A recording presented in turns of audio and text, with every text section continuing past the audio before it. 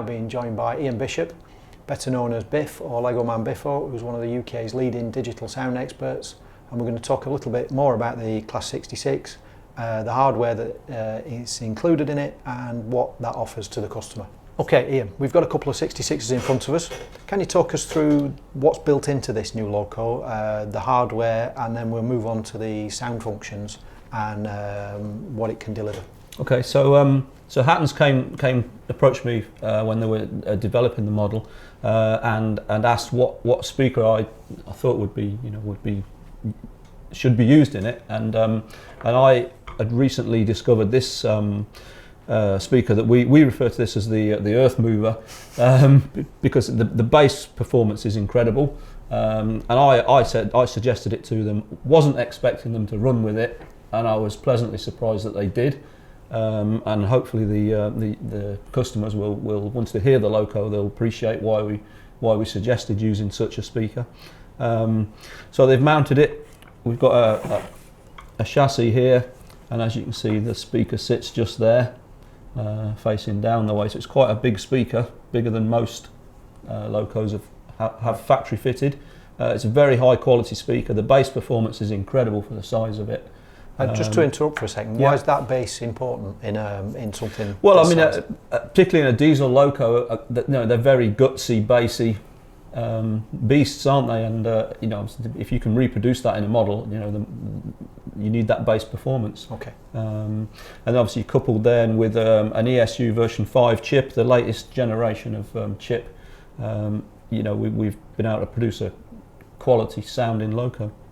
What does the version 5 decoder offer on top of its predecessor? Okay, so from a programming point of view, it's got, and from a hardware point of view, it's got double the amount of memory, so I can cram more functionality in that. I can either make the sound higher quality, or I can put more sound in, or a combination of both. Right. So I've done a bit of both with this. The sounds that need to be the highest quality are the highest quality, and so on. So yeah, there's a lot of functionality packed into this model, as you'll see when we go through the various sound functions. So it's a much more powerful tool than the V4 decoder. I wouldn't say much more powerful. It's a logical development, if you like. It's the next generation. Yeah, it's in terms of actual sounds. The sounds are no different. Right. But in terms of functionality, it enables me to give the user a lot more play value at the end of the day.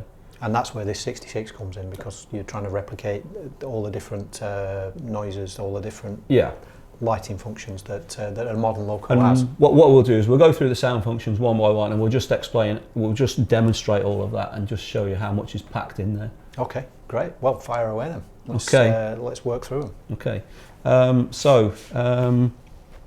What I'm doing is I'm using the laptop to control it, just purely because it's easier for me on the day to demonstrate for the video. But all of this is perfectly doable with an ordinary DCC controller. It's nothing out of the ordinary. It's not a special programming device or anything like that. Okay. So I'm just literally using the laptop. So you don't need any special equipment to do this. You can. No. The laptop is just pretending to be a DCC controller. That's all it's doing. Right. Okay. I'm going to go through the various engine functions first of all, and just give you a quick demo of the actual the quality of the sound. So the first sound you're hearing here is the priming pump. Not all Class 66s have priming pumps, so one thing you can do as the user is choose whether or not to have a priming pump. Right, okay. So that's just changed by one configuration variable. So it's just obviously going through the normal startup sequence now. And these are obviously all of the sounds that we saw in the promotional video recorded at Shrewsbury Depot. Right. That some of the viewers will have seen already. Right, so obviously the loco's idling here. Every now and again, if you're sat next to a Class 66, you'll hear the compressor cut in, and what happens is the idle tone changes slightly. Right. So if I click that on, you hear the actual rhythm of the idle has changed, and you can also hear the compressor thumping away in the background now. Yeah. Okay, so that's just on a single function key. And then we'll drop it back to the normal idle.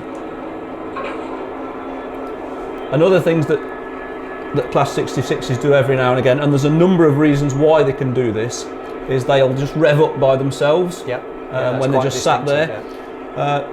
Again, I've included that as a separate function key, so the user can choose whether or not they want the loco to do that. Okay.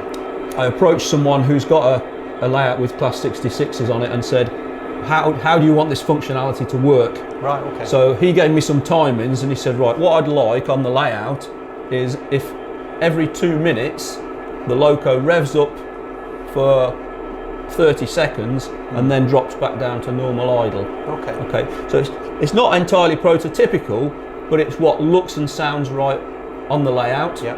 And I felt that was a little bit more important than actual 100% accurate function. So it's good that you've taken into account how people use these things. Oh yeah, on layouts, I mean the rather whole thing is geared up so that the loco is as usable to as many different railway models as possible. Whether you've got a little end-to-end layout, whether you've got a massive roundy layout, the loco will be usable. Right. What I'm going to do now, I'm just going to knock off the sound.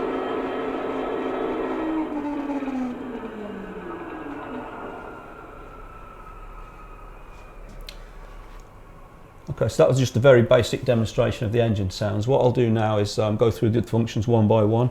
Okay. So function 2 and 3 are your horns, and it's just a simple press on, press off, just like a real loco. They don't latch or anything like that, because sometimes on it's press on, press off. That's the way it works. Right. So if I press it on, press off, and then the same for the low tone. Okay. Okay. So that's the set of horns that we recorded on the loco at Shrewsbury. What I've also included is 2 other sets of horns, one from a normal Class 66, if you like, and then some of the Freightliner locos were fitted with different types of horn. Right. So I've put those on, and the user can choose which one of those sets of horns he wants. Right. All these different functions that the loco has, the sound functions, can they be changed round and tailored to suit? So if you can remember in a particular order or something like that, can you allocate different sound functions to different keys other than the way they are delivered? Yes. Oh yes. Yes. You can remap the functions keys to suit. That's the word I was looking for. Yeah. To you know, if you don't like the standard mapping, if you don't like the horns on 2 and 3, you could move them to 4 and 5, for example. Yeah. And then once you've done that, the chip remembers that, and it will stay like that forever until you change it again. So I've now selected the second set of horns. So they sound similar to the first set, but obviously they're not identical. So if a user's got 2 or 3 different locos, then he doesn't have to have every single one sounding exactly the same. Great. That sort of customization is brilliant when you've got a big fleet of locos. It makes I mean that's one of the beauties of the new chip is there's 10 different configuration things that you can give to the user. I've given the user 3 different choices on this. So you've got horns first of all. You've got 3 sets of horns, 2 different sets of Spirax valves, and you can have a priming pump or no priming pump. So that's 3 basic configuration setups you can give to the user, so he can configure it to the loco. Just to explain, in case people aren't aware, the Spirax valves are they? What are they? And what do they sound like? What they are, the Spirax valves are part of the braking system on the loco.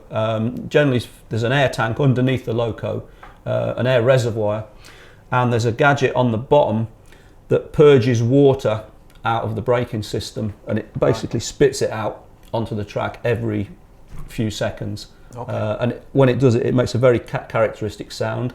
You know, people will have heard this, the sort of tick, tick, tick sound when the loco's on the depot. Well, I've heard 2 different types of Spirax valve on the 66, so I've recorded both, and the user can choose which one he wants. So I'll demonstrate that when we come on to that. Great. Okay. Thank you. So coming back to horns, I'm just going to select now the 3rd set of horns. So they sound much more like a sort of heritage loco. They're quieter than the normal horns, and I believe it's Freightliner locos they're generally fitted to, but don't quote me on that. Right. Function 4 is basically your buffering up and coupling sounds. If I get the loco moving, first of all, and I'll turn the sound on,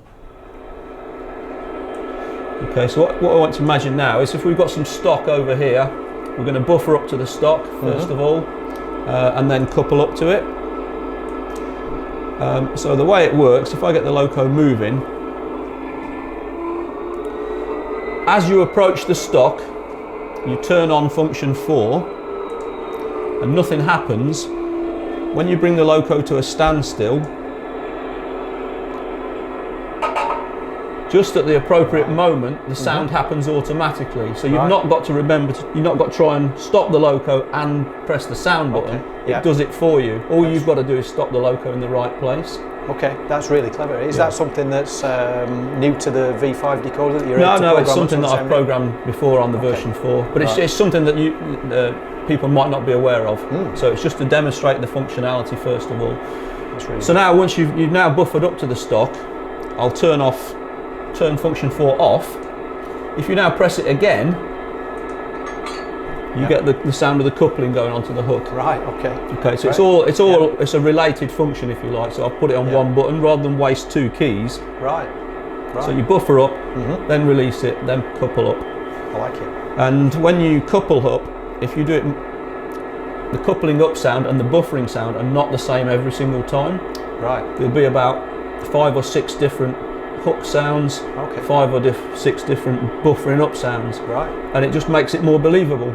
And then they're selected at random, are they? At random, yeah. Right. Yeah, so if I press it repeatedly,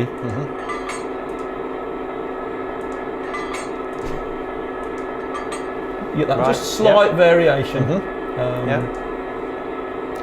Similar functionality with, for example, the door slam. So that's on function 6. Slightly different each time you press it. Didn't quite close properly the second time. Yeah. You've got some real good slams, you've got some gentle ones, and so on. Right. Function 5, when you're stationary, it just gives you a simple brake dump or brake test. Right. But if the loco's moving, it's your manual brake function. So it's just like the brake in a car. You press it to slow the loco down. The way I've set it up is, if you're driving along, for example at quite high speed, and then turn the throttle to 0, the loco will coast for quite a long distance. Okay, And the idea is you then use the brake button to bring the loco to a standstill, just like you would in a car. Okay. All right. So like they're driving a real loco as well. Yes, so indeed. You knock the power off and then coast. Yes. Until you need to put the brakes on. Correct. Yeah. Okay. So I'll get the loco moving.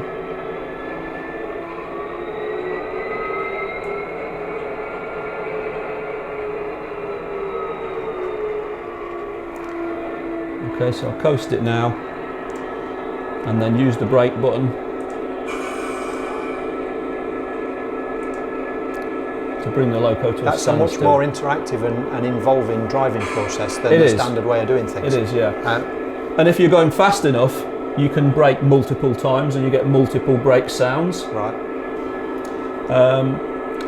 The other aspect of this as well is, if you've got the loco in what I call train mode, i.e. you've got a train on the back, the brake sounds are different as they are on a real loco. Right. So you've got a loco brake and you've got a train brake, and they don't sound the same. Okay, right. Function 7 was the compressor that we heard earlier on. Function 8 is a function called drive hold. Right. So what that does is it literally locks the speed of the loco to whatever it's doing. Okay, so if I press it now, obviously the loco's stationary. What it means is I can rev the loco up without going anywhere. So if you've got a big freight train on the back, you can rev it right up before you start to move. So if I do that now,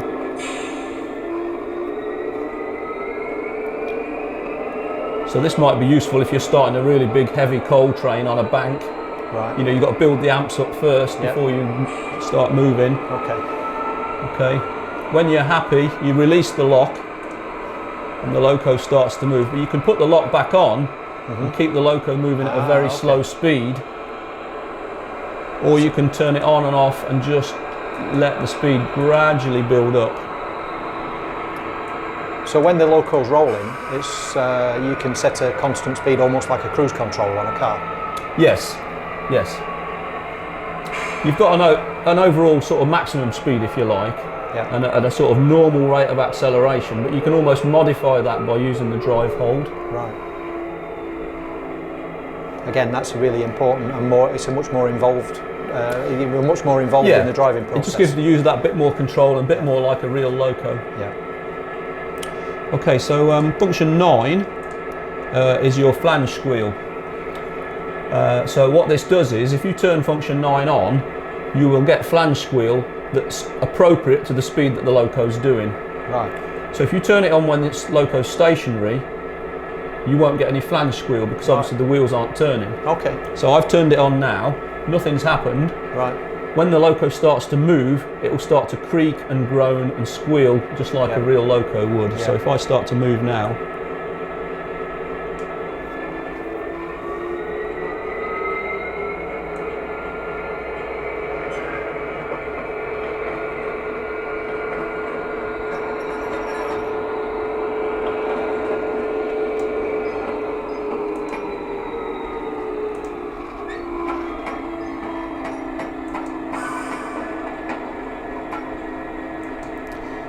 and obviously at higher speeds you get a much more recognisable flange squeal sound, you know, on curves and stuff like that. But that's great for depot layouts and yards where you get that, where that sound of the rails creaking and the chairs and all that sort of thing, the sleepers, is a it's very characteristic, isn't it? It's part of the experience. Okay, so function 10, that's just a simple dispatch whistle. Obviously this is a freight loco, but you're going to need that for your rail tours and things like that. Right, so I thought I'd put it on there. Again, I think there's more than one of those. Right. Just slight variations. Yeah.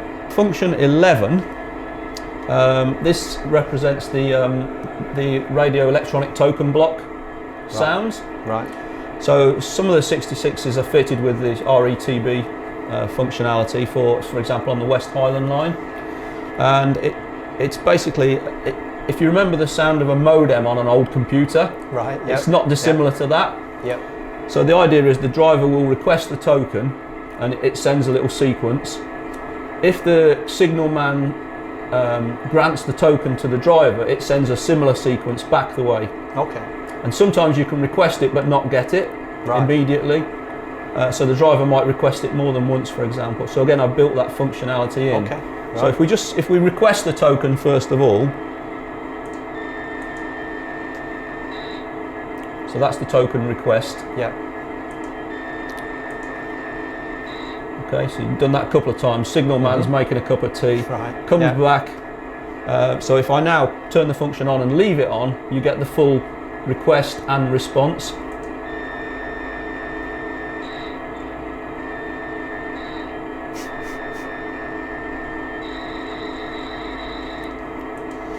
What I've done there is I've set the volume level such that if you were stood on the platform next to the loco and the driver had the cab window down, that's kind of the volume level you might hear outside. Right. Well, this is what I was going to ask. Is it something you can hear from outside the loco? It when is, it's happening? Yeah, it is definitely. Right. Function 12 is the cooling fan sounds. These happen automatically, so I mean I can't really demonstrate this on a small amount of track, but the idea is you turn the function on. When the loco starts to move, the first thing you hear is on the side of the loco you've got the cooler group louvers. They all clatter open. Right. Okay. So you get this sort of clattering noise. Yeah. And then once they're open, then the cooling fans start to ramp up. Yep. And on a Class 66 they're very loud. Right. So yeah, you'll hear them roaring away. Yeah. Obviously I can't demonstrate that on such a small piece of No, track. but I guess that people watching will have heard these things passing. With they're very distinctive, they'll know the sound. roaring sound that you hear. Yeah. Okay, function 13 is your sanders. Just a hissing sound as the sand's being blown under the wheels. Yeah. Function 14 is what I call radar hiss. So Class 66 loco is fitted with creep control. Yeah. So it's a bit like ABS on a car. The loco applies power to the wheels. If the wheels start to slip, then it backs the power off and puts it back on. Yeah. Now what that means is the wheel might not be turning at the same speed. If you measure the speed using the wheel rotation, it's not the same as the actual speed. Okay. So what they have to do is they have a radar sensor underneath the loco pointing at the track, and they use that to measure the speed instead of the wheels. Okay, right. And next to it there's a blast of compressed air, and it's obviously because it's underneath, it gets dirty and it blasts dirt off the sensor. Oh, right. And people will have heard this. It's a very distinctive sound, as you'll hear in a minute. So you might have heard it without realising what Correct, it was. yeah. And this is basically what it is. Okay. And I think it's referred to as radar hiss. Right. So this is on a function key, so I'll turn the function on. On a real loco, when it starts to move, you hear one sequence, and then after that it happens, I think it's every 45 seconds. Right. So I've programmed it to happen at the same period that it would on a real loco. Okay. So if I get the loco moving, you'll hear the first one.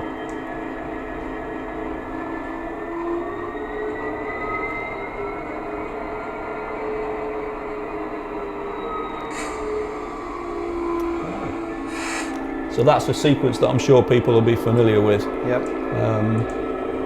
And like I say, if you left that function on, that would happen in another 45 seconds time, and then again and again, Okay. ad infinitum. And that's on function 14. Those sort of seemingly random sounds that come out of a diesel loco makes it a much more valuable experience with it, rather than just having the loco sound and the horn. If you've got all these auxiliary sounds as well, it feels more like it's just like a real loco. It does, yeah, and it's more play value, isn't it? Yeah. It just adds to the fun and the experience. Yeah. Right, function 15 is your Spirax valves. So what I'll do, I'll turn the engine off and we'll.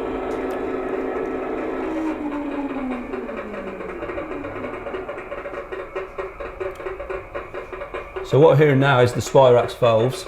This is the more unusual variety of them. You don't hear these ones very often. In fact, I've only ever heard these on one loco. Right. So what I did was I got a recording of it and we've programmed it in. You turn it off, it just fades down gently over a period of time.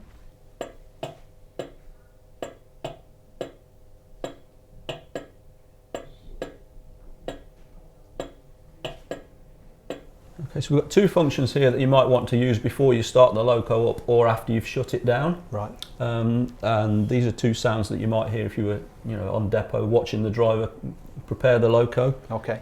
So the first one, which is function 27, is your battery isolator switch. So there's a big clunky switch on the side of the loco that the driver operates to connect the batteries before he starts it up. Right. And then what he'll do is he'll go inside the loco, key in, and then start up the loco. So if we press the button, okay, so that's your battery isolator switch. Right. And then you get a delay while the driver walks inside. Yeah. And then you'll hear him key in.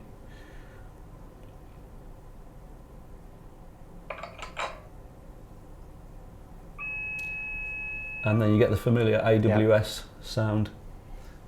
Okay, so the idea is now you start the loco up.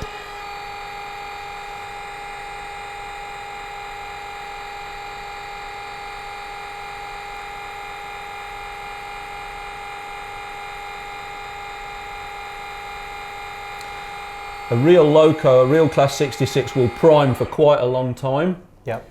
Obviously on a model railway layout, you don't want to wait 2 or 3 minutes for your loco to warm up. So I've set that much shorter, it's 20 seconds. Okay, yep, that makes a lot of sense.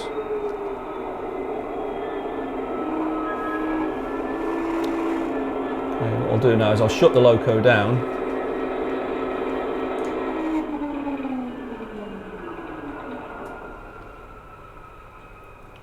And then if I operate function 28, this is a driver taking his key out and then coming outside the loco and then opening the battery isolator switch. Yep. So everything that happens in the real process of starting up a loco, you can do on the decoder. Yeah. And I put them on separate functions because not everyone wants to listen to every single sound every single time. They might just want to jump in and drive off. You know, and of course you've got the other functionality where you can, if you don't want to wait for the full startup sequence, just get the loco moving first of all like this, and then just turn F1 on, and you bypass all of the startup sequence. Right. There's so many possibilities. You almost need to write yourself down a list of which order to do things in, really, if you want to do it. Well, hopefully the video will driver. go some way to explaining how and why and when you can use all of these sounds. Absolutely, Yeah. yeah. If you like what you've seen, click on the link below to order yours. And if you want to see more Hattons content, like and subscribe.